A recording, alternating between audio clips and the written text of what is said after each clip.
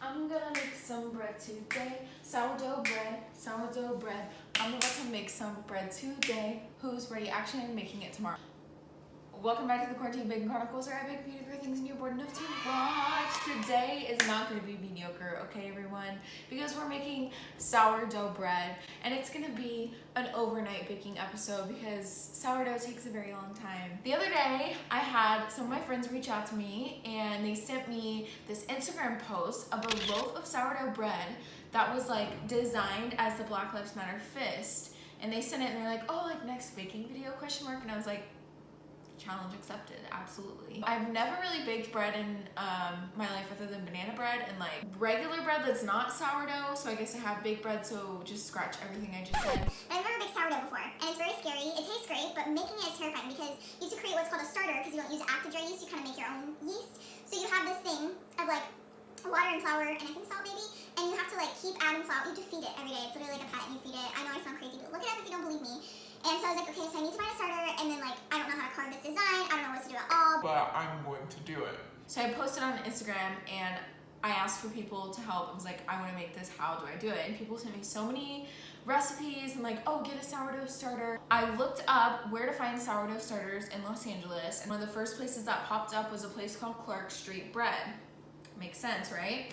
So I messaged them on Instagram because I'm 2 years old and I didn't want to call them or email them or anything, so I literally DM'd them a photo of the bread and I was like, hey, I want to make this stupid sourdough starter.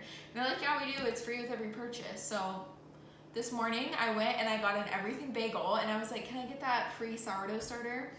And they actually gave me 3, so if I mess up once, I have 2 more chances to redeem myself. This is an overnight process, so I'm gonna get it set up tonight, and then in the morning we'll finish and bake it. There's a recipe on the Clark Street Bakery website where you use their starter, so I'm gonna follow that. Am I recording? I need to know. I am. Okay.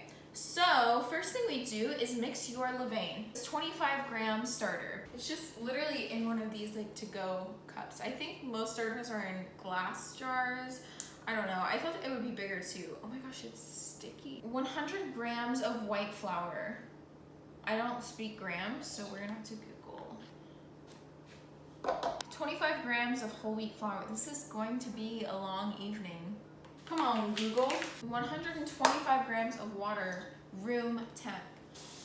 Now we add the starter that I bought a bagel for, and the bagel was good. What should I mix this with? I looked up recipes and none of them were using stand mixers. Wow, this is terrifying. It's like slime. I'm gonna go buy a bagel every day just so I can get slime. It smells interesting. I feel like I messed this up so much, so if you're a bread baker, please don't clock me. About 78 to 80 degrees Fahrenheit, your sourdough should take about 3 hours to become ready to use. I'll see you at 10 p.m. I don't know why I decided to do this at 10 p.m., but here we are. And let's get started with our starter. That was hilarious. Okay, so it says after 3 hours, we have to test if it's ready by the float test. You take a small scoop of the dough, drop it in a cup of water, see if it floats. If it floats, then you're good to go. If not, you have to wait longer. If I can even get it in the water. Should I come up here and do this? Oh my gosh, it's literally stuck to my finger.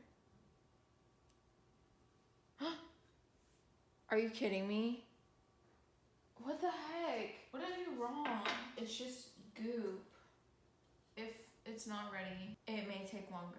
It's 11:08 p.m. and my dough still isn't rising. I'm just gonna go to bed and we're gonna see what happens with the dough that I have, and then if it's bad in the morning, I have 2 more starters that I can play with. So this might be like a whole week-long process. It's been like a full day. I just went about my life and I am now addressing this bread situation. I looked a few things up about the float test, and some people said that like they still did it and it turned out fine. The specific recipe that I'm following says to not continue if it fails the float test, but I'm gonna do the test. If it fails, I'm gonna continue with the bread. I started so enthusiastic about this, and now it's literally an ordeal. Like, you have to commit your whole week to freaking bread, and putting a piece of dough in the water is all the way at the bottom. I don't care, and I'm just gonna keep going with the recipe. You're supposed to weigh your flour, which I'm not gonna do. I'm gonna use my KitchenAid mix part, the bowl. 275 grams of water, room temp. So let me get this water a little warm. And then Google the measurements that I'm gonna mess up.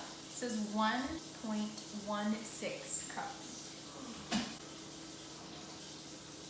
Now we add in our 2 different flours. The all-purpose flour is supposed to be sifted, which I don't have, so I have this like colander. I'm so over this freaking sourdough that I'm like halfway doing and thinking it's gonna turn out good. Oh wait, I don't add the flour first. Oh my gosh. I'm literally all over the place. I'm fine, it's fine. Just press the sourdough in the water, it should be floating. Once dispersed, it's not going to float. Just add the flour and mix to incorporate. Why did I do this? Actually, no, I did, but why did I not prepare for it properly? I did go out and buy some things. I had to buy a Dutch oven, a blade, bread flour, because you have to use some of that. And we're just not gonna sift the rest. Oops. Positive thoughts, Allie. 30 grams of whole wheat flour. Ooh, feels kind of cool. Okay, looking like bread here. Could I really have used my KitchenAid? Like the recipe says to use your hand. I don't know. I watched a few bread making videos and nobody that I watched used one. I'm gonna mix it on here. Jazz hands. I just looked it up and apparently a lot of people use the hook attachment in their KitchenAid to make sourdough. I'm doing great. I'm doing amazing. My hands are just covered in crust. It's been 30 minutes. So now we add some salt and water. 10 grams of salt. Maybe a little water if the dough is stiff, mix to combine. Okay, easy enough.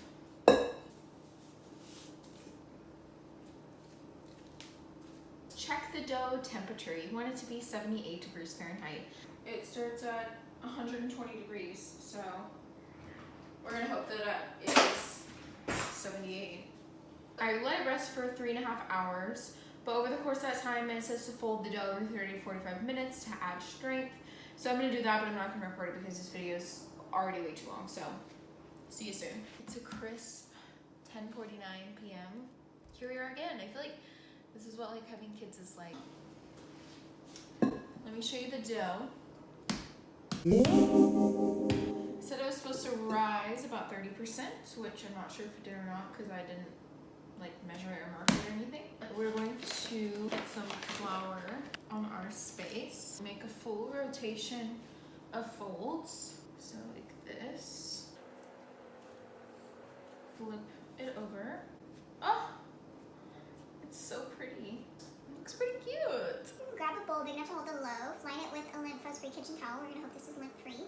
And dust generously with flour. Interesting. Now we put it in the fridge for 12 to 24 hours. Finally a freaking break. Should I like cover it or it doesn't say. Plastic bag. I don't have a plastic bag that's big enough unless I use like a huge trash bag, but maybe I'll just use foil even though it's not. Amazing. I'll see you tomorrow. Let's hope we have a risen loaf of sourdough. 8:14 p.m. day 3 of the sourdough situation. I'm also in the middle of moving. I picked a great time to do this. Great. I don't think it rose at all in my opinion. I didn't have a way to mark it, but it looks pretty much the same. But nonetheless, I'm gonna score it and then we're going to bake it. And I didn't realize when I looked up sourdough recipes, it says bake it in a Dutch oven. And I was literally like, oh, you have to have a whole separate oven. Nope, it's just a pot with a lid that is heat resistant, but that was interesting. I had to go out and buy one of those. I also had to go out and buy a blade. This is a utility knife. I don't really know if it's supposed to be used for food, but when people do like really intricate scoring designs on sourdough, they use a razor. Let me figure out how to, oh gosh. Okay, I'm gonna like wash it. I cannot believe I've been doing this for 3 days. Now I'm gonna stencil out my design. I don't have a toothpick, but I have a skewer, so we're gonna do that. And I'm just gonna go for it. You know what? I'm just gonna freehand it. It's actually so cute. I'm nervous that this is going to be like one big crouton, if you know what I'm saying. Oh my gosh. It's so freaking cute. Look at that. I put the oven on 450.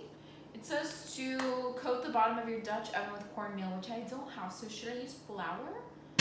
We've already strayed so far from the recipe. Now we put it in the pot. So we're gonna bake this way for 20 minutes. It says to reduce it to 400 now.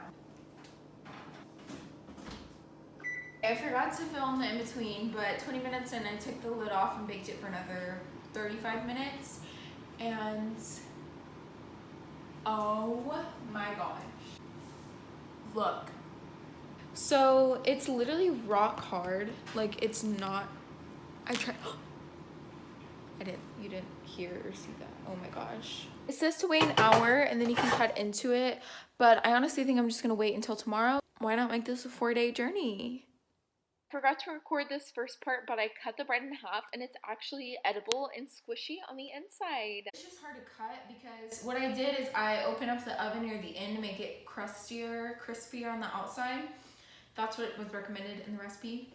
But, okay, I don't know how to go about this.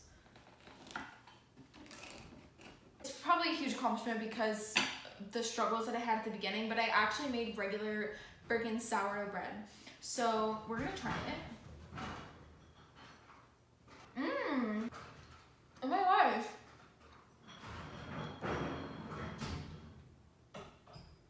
I live right by the trash chute. This tastes like sourdough bread.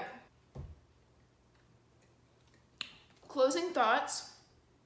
You can use a KitchenAid with the hook for bread, so I'll do that next time. Don't try to make sourdough bread while you're in the middle of moving. Devote a whole week to making the loaf of bread. I will include some resources below for the Black Lives Matter movement because I did design the bread. I scored it in the fist that represents the movement. I think we need to keep this alive. We need to keep that momentum going. So I'll include stuff below. If you have any more recommendations, send them my way. The next video will be in a different kitchen because I'm almost moved out. As you can see, my KitchenAid is gone. So, crazy. Allie tested and improved.